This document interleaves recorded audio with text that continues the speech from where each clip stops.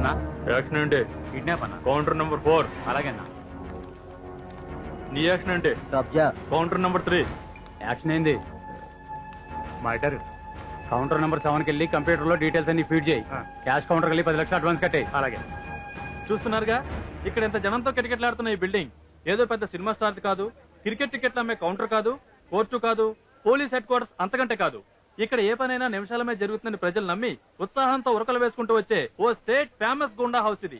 మీడియాకి లోపల ప్రవేశం లేదు. కెమెరామ్యాన్ రజనీకాంత్ తో కమల్ హాసన్, అవతారం టీవీ. ఇదేదే టీవీ ఛానల్స్ లోకి ఇన్ని కౌంటర్లు ఉన్నాయి, ఇంతకీ నా పని ఏ కౌంటర్ లో అవుతుంది? యాక్షన్ ఏంది? చిన్న పనే. నేను ఒకటి దగ్గర సైట్ కొన్నాను, డబ్బులు తీసుకొని నా పేరు రిజిస్ట్రేషన్ చేయట్లేదు. ఇప్పుడు అది 6 కోట్లు చేస్తుంది. అది గాని నా పేరు 1 కోటి లోపలైతేనే కౌంటర్ యాక్షన్. ఓహో, కోటికి పైనైతే బాసే డిసైడ్ చేయాలా? బాస్ ఎక్కడ ఉంటాడు? సెంటర్ హాల్లో. ఆయన పేరేమిటో? పనస. ఏంటి అన్నాసా? పెద్ద పనస.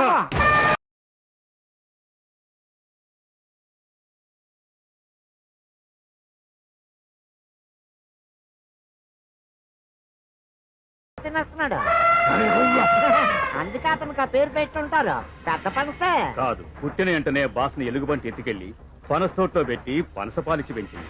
అందుకే ప్రతి మర్డరైన వెంటనే పనసకాయ తింటేనే మళ్ళా మనిషి అవుతాడు. ఓహో, అవును. మీ బాస్ కళ్ళకి అంతారగున్నాయి. బాసు నిద్రపోయి 10 ఏళ్ళు అవుతుంది. 10 ఏళ్ళ? అవును. ఏనుగు పడుకుంటే సింహం కల్లోకి వచ్చినట్టు మా బాసుకు ఒక పెద్ద గుండా కల్లోకి వస్తాడు. వాడేవాడు నక్కల బుజ్జులు నాడా, ఆడే కాయలు తింటాడు. తలకాయలు. అమ్మో, అయితే నేను లాడితే ఎక్కడికి వెళ్ళేది? ఇక్కడికి వచ్చాక ఏమా దివ్య మంగళ స్వరూపము. చాలా కాలం తర్వాత రైలు బొగ్గించింది చూసినట్టుంది సార్. కామెడీలు చేయక ఎందుకు వచ్చావు చెప్పరా తెంగర కలర్వా. మనం ల్యాండ్ కోసం ఒకటికి పేమెంట్ ఇచ్చామండి, వాడు నాకు హ్యాండ్ ఇచ్చాడండి. మీరు ఆ రిజిస్ట్రేషన్ పని చేసి పెట్టాలండి. బ్యాగ్ లో బ్లాక్ 10 ఉందండి, బయట కౌంటర్ లో ఇచ్చేస్తానండి. ఆ తర్వాత లారీ పనసపళ్ళు పంపిస్తానండి. ఇంకేటి చెయ్యాలో చెప్పండి. ఏం వద్దు, పని చేసి పెడతాలే. వద్దంటే బాగోదు మరి. సరే, ఆ సైట్ లో సబ్మిట్ చేయి. ఏట్రా బక్క పర్సనాలిటీ కన్ను సైడ్ కి వెళ్ళిందని వెర్రి బాగులను సైట్ లో సగం నీకు ఇచ్చేయాలా? అసలు నిద్ర లేని నీ మొద్దు మొహం దగ్గరికి రావడం కంటే నీకు నిద్ర లేకుండా చేసి ఆ బుజ్జులు సింహం దగ్గరికి వెళ్లాల్సింది. ఇప్పుడు వెళ్తాను, నా రైట్ గా మాట్లాడుకుంటాను. కంట్రోల్. ముందాడు పనస్తాలు తినకుండా కంట్రోల్ చేయి, షుగర్ జాబ్ వచ్చేయగలదా? తప్పగా బుజ్జులు గారు, బుజ్జులు గారు వచ్చేస్తున్నా. ఏంది బాసు అని అట్ట వదిలేసావు? ఊరుకోరా, ఆ బక్కుడుతో మనకి ఊరుకోరా. ఇలాంటి నేసెత్తే నా కత్తికే అవమానరా. ఈ మిడతల గాడికి కూడా ధైర్యం ఇస్తున్నాడు చూడు ఆ బుజ్జులు గాడు. ఆడేసేయాలరా, వేసేయాలరా. రే బుజ్జులు వేసేస్తా.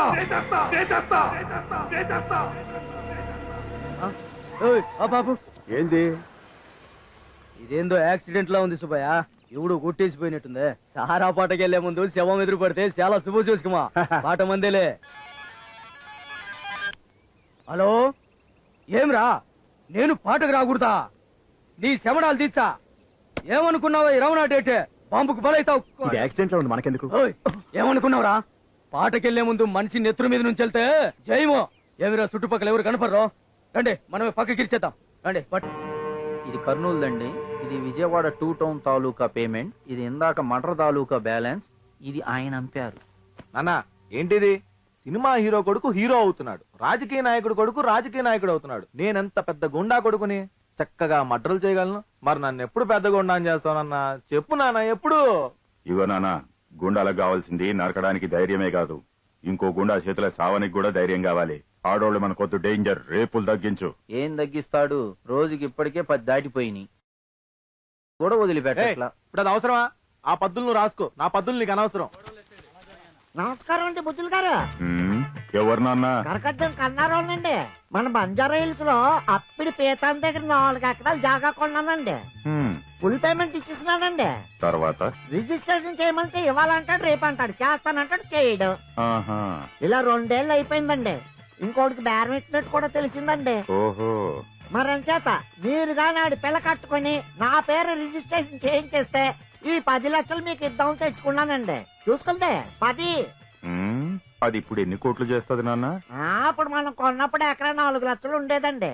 ఇప్పుడు మొత్తం 6 కోట్ల దాకా పాకేసిందండి. 6 కోట్ల? వెర్రిబోగులలో ఉన్నారు. ఇంకా ఏడాది ఆగండి. ఎక్కడ 6 కోట్లు చేసి చూపిస్తానా. సరే ఓ 10 లక్షలు తీసుకుంటాంలే. ఆ? మీరు తీసుకోవడం అయితే 10 లక్షలుగా సైడ్ తీసుకుంటున్నా, మనకు రిజిస్ట్రేషన్ చేసేనా?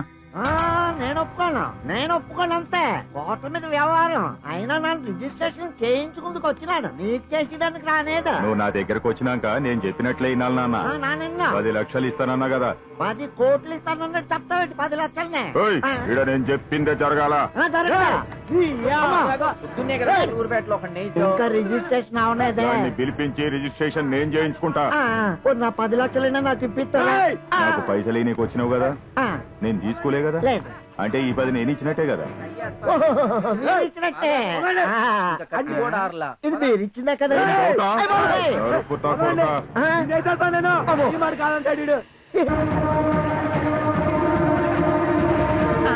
ఏంట్రా మళ్ళీ స్ట్రైకా? చెప్పండి ఏంటమ్మా మీరు కూడా చూడండి, నెత్తి మీద ఎన్ని ఎన్ని ఎన్ని వెంట్రుకలు ఊడిపోయాం. నెలకి ఒకటే స్ట్రైక్ అలౌడ్.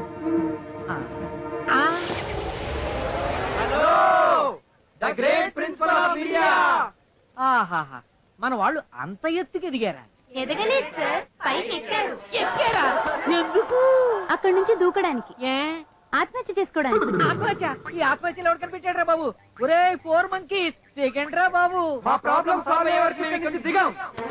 ఇక్కడ నుంచి దూకి ముక్కలై ఆత్మహత్య చేసుకుంటాం. మీడియా వాళ్ళని వెంటనే పిలిపించండి, పేపర్ వాళ్ళందరినీ రప్పించండి, వెంటనే రప్పించండి. మా గురించి పబ్లిసిటీ అదిరిపోవాలి.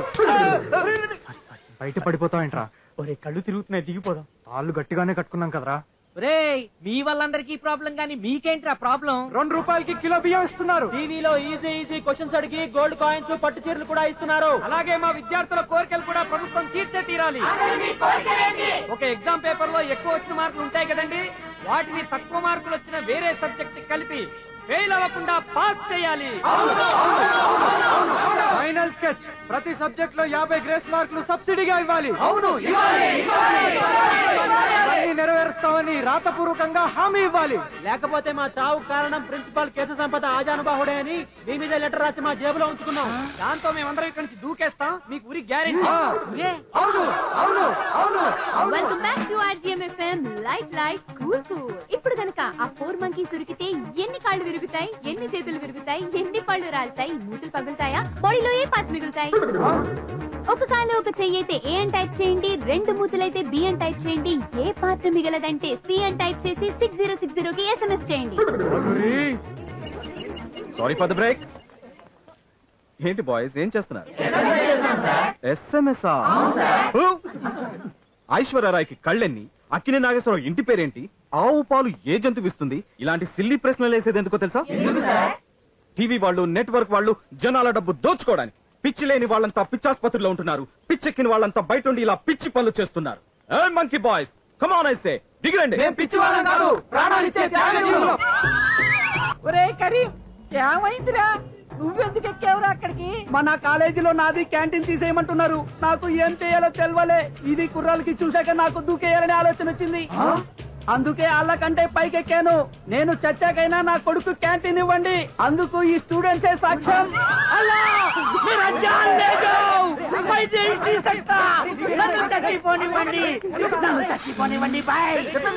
నువ్వెందుకురా దూకడం? నువ్వు దూకితే నువ్వు దూకావనుకోరు, మేము తోసేస్తాం అనుకుంటా. మమ్మల్ని బొక్కలు ఎలాగూ దూకి చేస్తున్నారు, మీది శవాలు ఏ బొక్కలో పెడితే ఏంటి? డ్రామా బాబు, పబ్లిసిటీ